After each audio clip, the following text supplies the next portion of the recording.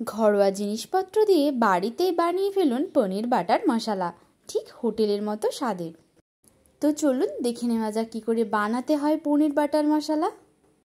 তার জন্য প্রথমেই আমরা একটি কড়াই নিয়ে নিয়েছি। কড়াইটা একটু গরম হয়ে গেলেই তার মধ্যে আমরা দিয়ে দেব পরিমাণ মতো সাদা তেল, 4টি এলাচ, 6টি লবঙ্গ, 1 চামচ পরিমাণ জিরে ও 2টি দালচিনি। কড়াইতে দিয়ে একটু নাড়াচাড়া করে নিতে হবে। আমরা আগে থেকে 2টো মিডিয়াম সাইজের পেঁয়াজ কেটে রেখেছিলাম, ঠিক এই রকম সাইজ করে। এবার পেঁয়াজটা অ্যাড করে দেবার পালা, দিয়ে ভালো করে নাড়াচাড়া করে নিতে হবে। খুব বেশি ভাজার দরকার নেই, অল্প একটু লাল লাল হয়ে গেলেই হয়ে যাবে। 2টি কাঁচা লঙ্কা, আপনারা যেরকম ঝাল খেতে ভালোবাসেন সেই রকম লঙ্কাটা অ্যাড করবেন। 6 কোয়া মতো রসুন কুচি ও পরিমাণ মতো আদা কুচি, আর দিয়ে দেব 2টি টমেটো কুচি। কিছু পরিমাণ কাঠবাদাম দিয়েছি আর কিছু পরিমাণ কাজু বাদাম দিয়েছি। ভালো করে এবার নাড়াচাড়া করে নিতে হবে। খুব বেশি যে ভাজতে হবে তা নয়, একটু ভাজা ভাজা হয়ে গেলেই আমরা তুলে নেব। দিয়ে দেব পরিমাণ মতো লবণ আর 1 চামচ পরিমাণ কাশ্মীরি লঙ্কার গুঁড়ো, পরিমাণ মতো হলুদ গুঁড়ো। ব্যাস, সব মশলা অ্যাড করে এবার ভালো করে এভাবেই একটু নাড়াচাড়া করে নিতে হবে। যেহেতু এখানে নুন আর টমেটো ব্যবহার করেছি, সেহেতু কিন্তু জল আস্তে আস্তে ছাড়ছে মশলা থেকে, তাও আমরা কিছুটা পরিমাণ জল অ্যাড করে দিলাম। আর এই পুরো পদ্ধতিটা কিন্তু আমরা গ্যাসের আঁচটা হাইয়ে রেখেই করব। ব্যাস 1 মিনিট মতো এভাবে ফুটিয়ে নিলেই প্রস্তুত হয়ে যাবে। এবার আমরা এটিকে ঠান্ডা করে নেব, নিয়ে মিক্সির মধ্যে দিয়ে পেস্ট করে নেব।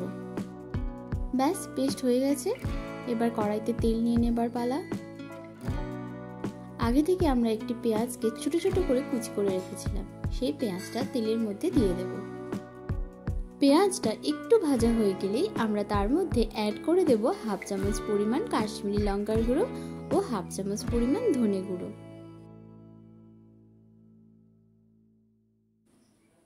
পেঁয়াজটা একটু ভাজা ভাজা হয়ে গেলেই আমরা আগে থেকে যে পেস্ট বানিয়ে রেখেছিলাম সেটা দিয়ে দেব। দিয়ে ভালো করে এভাবে একটু নাড়াচাড়া করে নিতে হবে। আর গ্যাসের আঁচটা কিন্তু লো ফ্লেমে রাখতে হবে, নইলে মশলাটা দেওয়া হয়ে গেলেই তলায় ধরে যাওয়ার সম্ভাবনা থাকবে। ব্যাস, ওপর থেকে জল অ্যাড করে দেব। ভালো করে নাড়াচাড়া করে নিয়ে একটু ফুটতে দেব। ফোটা হয়ে গেলে দিয়ে দেব 1/2 চামচ পরিমাণ লবণ। আমরা যেহেতু আগে থেকে লবণ ব্যবহার করেছিলাম, তাই এখন 1/2 চামচ ব্যবহার করলাম। 1 চামচ পরিমাণ চিনি ব্যবহার করেছি। আপনারা চাইলে চিনির পরিমাণটা বাড়াতেও পারেন, যে যেমন মিষ্টি খেতে ভালোবাসেন, তবে 1 চামচ দিলেই ভালো হয়।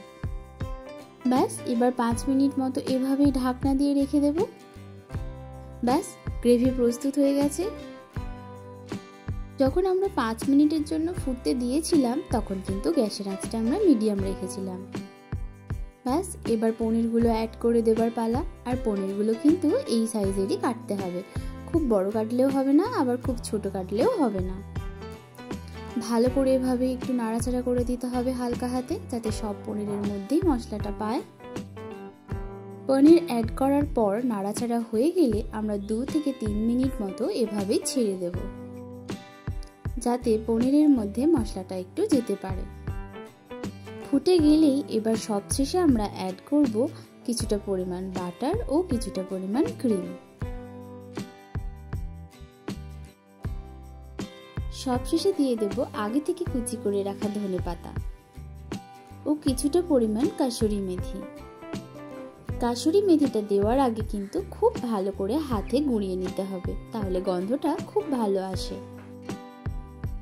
ব্যাস, প্রস্তুত হয়ে গেল আমাদের পনির বাটার মশলা।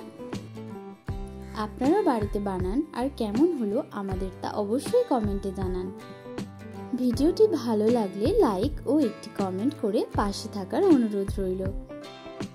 এটি আপনারা রাতের ডিনারের সময় রুটি, পরোটা বা লুচি তার সাথে খেতে পারেন।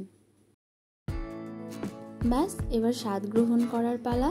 খেতে কিন্তু দুর্দান্ত হয়েছিল। ঘরে উপস্থিত জিনিসপাতি দিয়ে আপনারাও বাড়িতে এভাবেই বানিয়ে ফেলুন।